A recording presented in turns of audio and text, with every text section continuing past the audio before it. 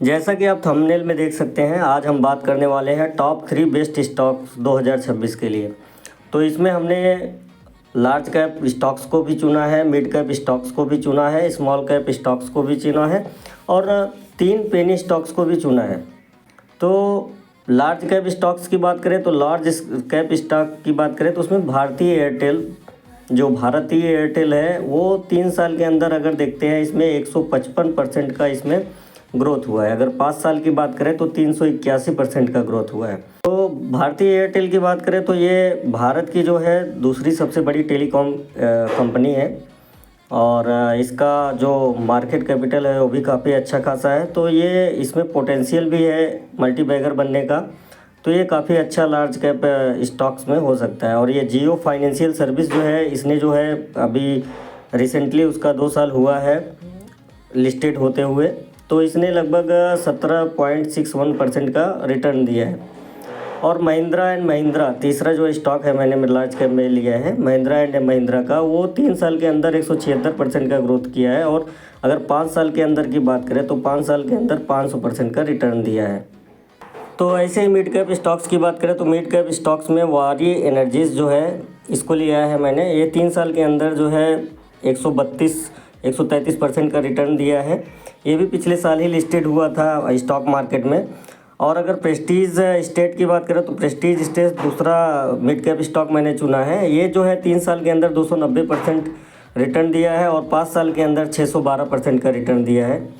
और तीसरा जो है स्टॉक मैंने लिया है विशाल मेगा मार्ट का, जो 3 साल के अंदर 89% का रिटर्न दिया है और 5 साल के अंदर भी इसका 89% है, क्योंकि ये भी लिस्टेड अभी पिछले साल ही इसी साल लिस्टेड हुआ था।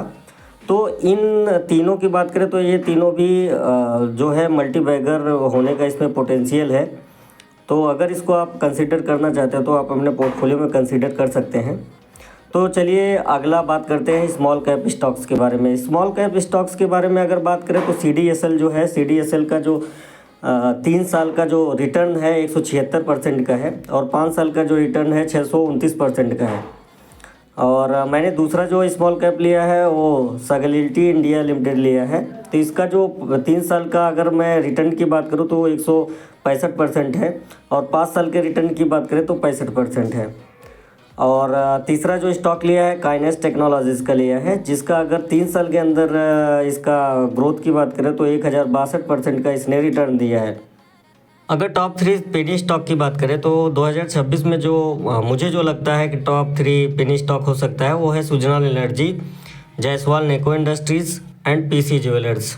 अगर इसमें जायसवाल नेको इंडस्ट्रीज़ की बात करें तो इसका जो वैल्यूएशन है काफ़ी लो है और सुजलान एनर्जी की जो बात करें तो इसका भी जो ग्रोथ पोटेंशियल है वो काफ़ी ज़्यादा है। तो अगर सुजलान एनर्जी की बात करें तो उसने 3 साल में 589% का रिटर्न दिया है और 5 साल के अंदर 1378% का रिटर्न दिया है। ऐसे ही जायसवाल नेको इंडस्ट्रीज़ की बात करें तो जायसवाल नेको इंडस्ट्रीज़ जो है 3 साल के अंदर 225% का रिटर्न दिया है और 5 साल के अंदर बात करें तो 2546 का मल्टी बैगर रिटर्न दिया है।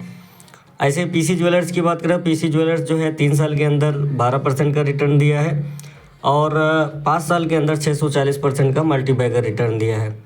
तो मैंने जो इन सब में स्मॉल कैप, मिड कैप और पेनी स्टॉक्स, तो इन सब में जो मैंने जिसको बात की है तो उसमें 2026 में ये आपके लिए मल्टी बैगर बन सकता था। जिन चुनिंदा स्टॉक को मैंने दिखाया है ये 2026 में काफ़ी अच्छा रिटर्न दे सकता है, क्योंकि इनमें काफ़ी पोटेंशियल है, स्टॉक्स में काफ़ी पोटेंशियल है। कुछ स्टॉक तो ऐसे हैं जिसका वैल्यूएशन काफ़ी लो है।